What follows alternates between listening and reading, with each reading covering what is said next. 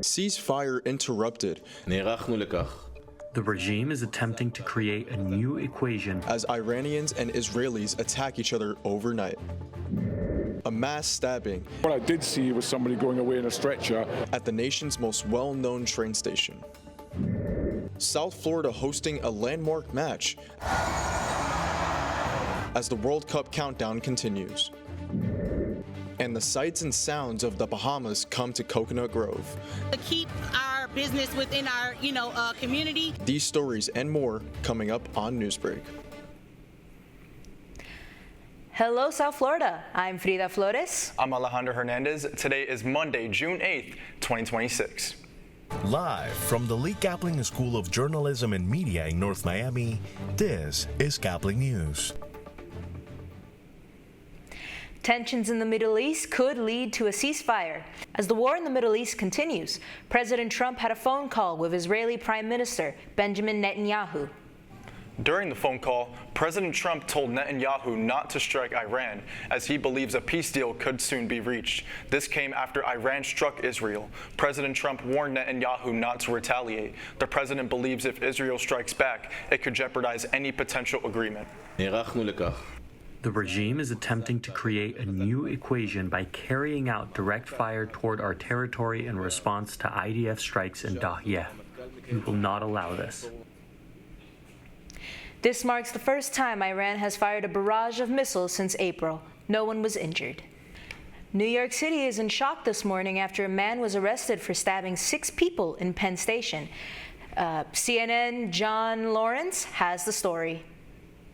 The New York City Fire Department responded to a call around 7 p.m. Sunday of several people stabbed at West 33rd and 7th Avenue, the location of Penn Station. What I did see was somebody going away in a stretcher with a lot of bandaging around the head, so it sounded a fairly traumatic incident. Authorities say one of the victims suffered serious injuries. At least 4 others had minor to moderate injuries. All are expected to survive. We didn't know what was happening until there were 4 police cars and 4 ambulances came and all that. Amtrak released a statement saying its police responded to the situation and that, quote, the suspect has been apprehended and an investigation is underway.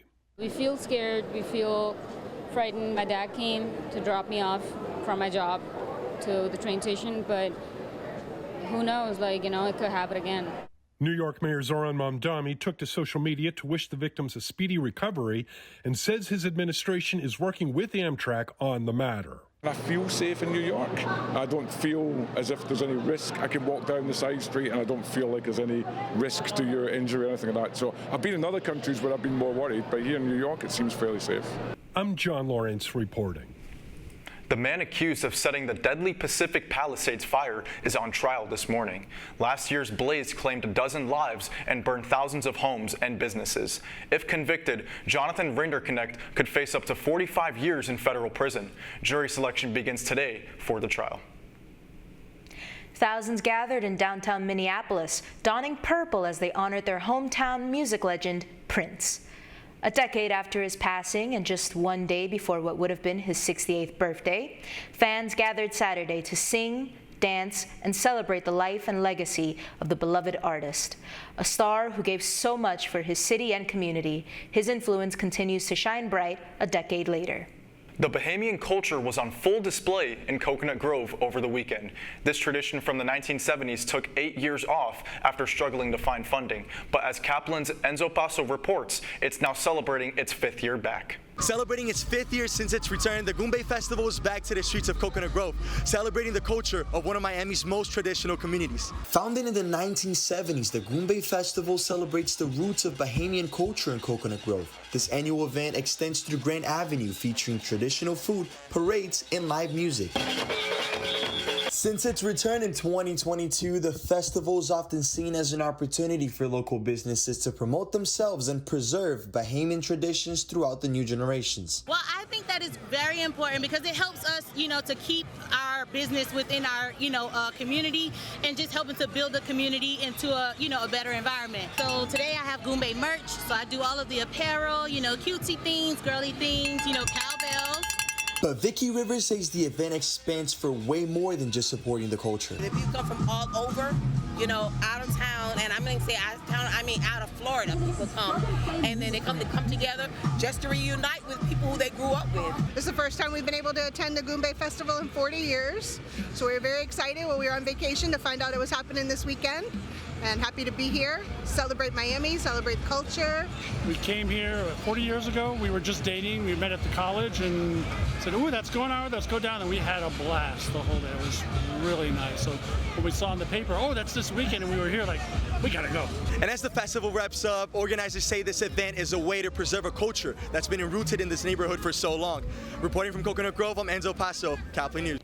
Excitement is building up for the upcoming World Cup, and California fans are already getting into the spirit. Santa Clara's monthly night market took on a soccer theme to celebrate the countdown.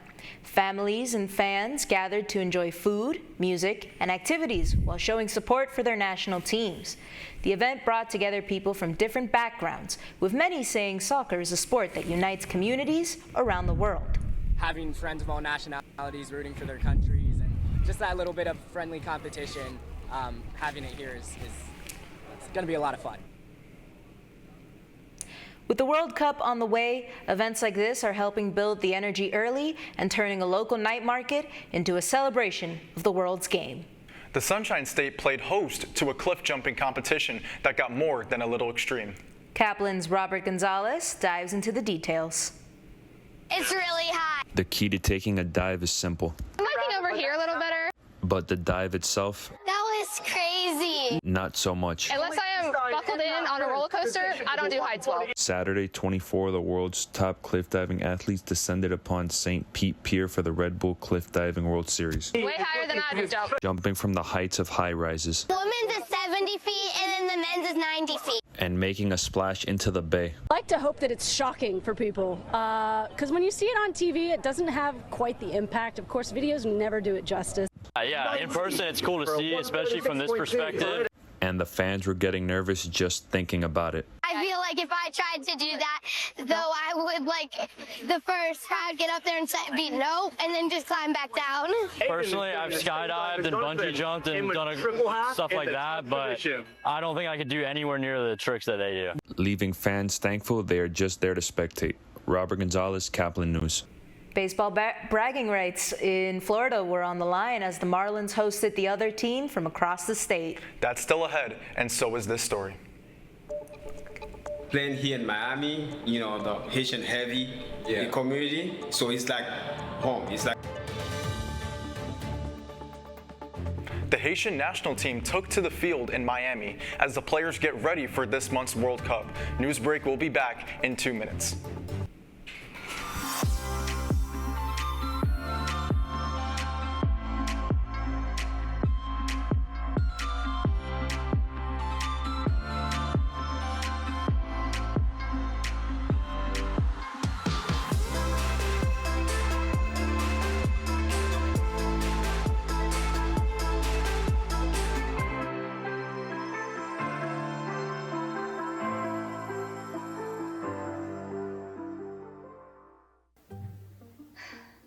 Really use a new tablet. I just don't have the money. Let me ask you something. Do you have a Pell Grant? Yes? You do know you can get a free tablet, right? Did you say free? Yeah, free. It's simple. And the application is done in the store. I could really use a tablet. Get one. Another satisfied customer. Stop by Panthertech in the Graham Center at FIU MMC today to speak with one of our associates to get your free tablet.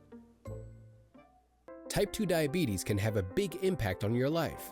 But how can it be prevented? Well, the first step is knowing if you have something called prediabetes. Take the 1-minute risk test today at doihaveprediabetes.org.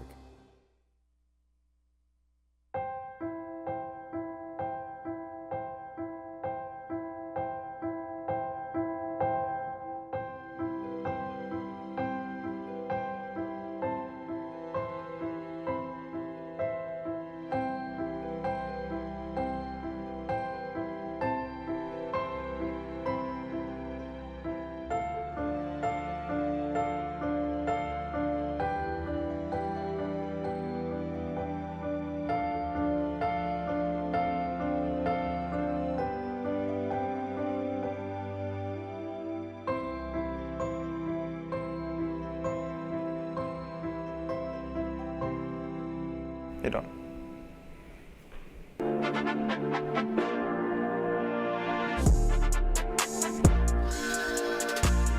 Something new at the soccer pitch known as New Stadium, for the first time hosting an international match.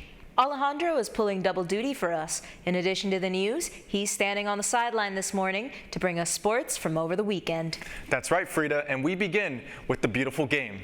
Haiti's accomplishment in qualifying for the World Cup means a lot for the Haitian community down here in South Florida. Many of those fans got the opportunity to watch a friendly at Inter Miami's home stadium. Caplin's Davinsky Andre was there for Friday's big match. As the World Cup approaches, Haiti made one final stop in Miami to face Peru in an international friendly match. Backed by a sold-out crowd and the country's largest Haitian population, fans packed a new stadium as the venue hosted its first ever international friendly match.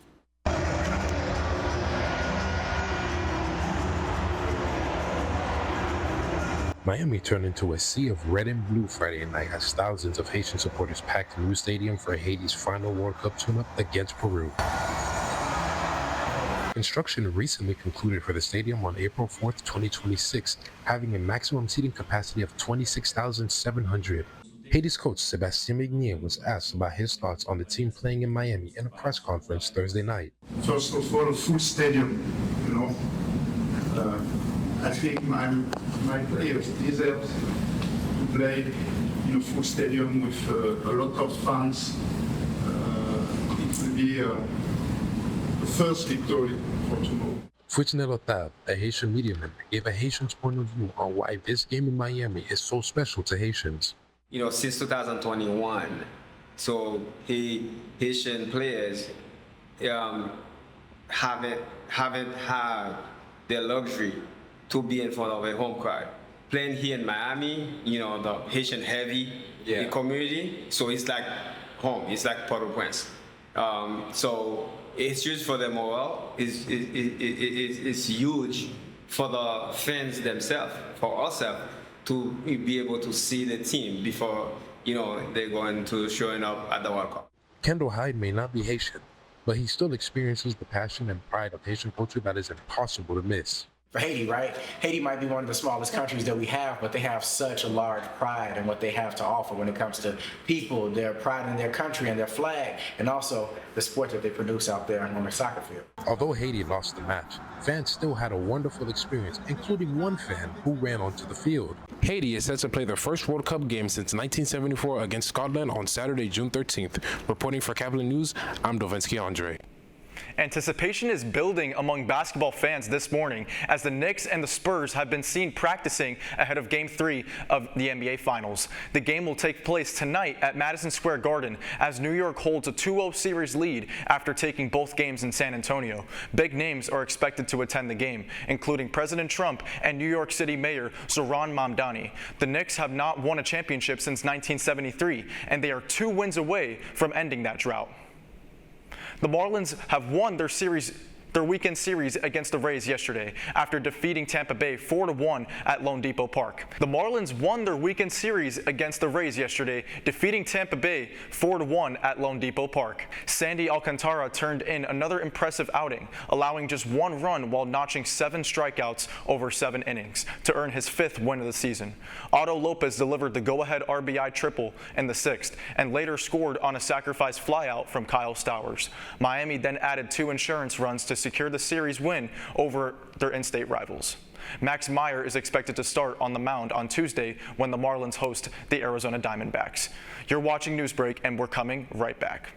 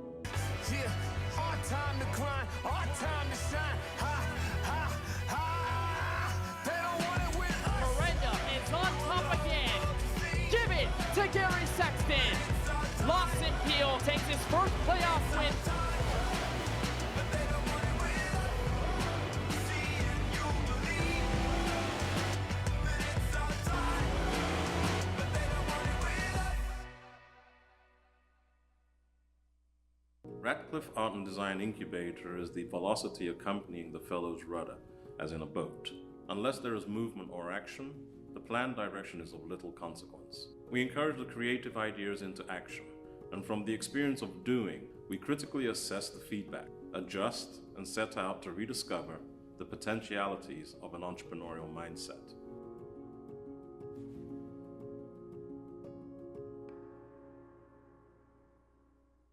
STEM is precise, no margin for error.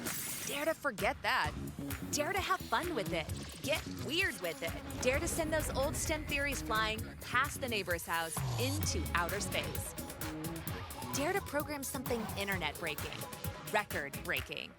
Dare to blow their minds. Dare to learn the difference between sedimentary and metamorphic rock. Go find those rocks. Dare to keep daring. Dare to STEM. Check out She Can STEM to get started. Well, folks, that's all the time we have for Newsbreak. I'm Frida Flores. And I'm Alejandro Hernandez. Get more news anytime at caplinnews.fiu.edu.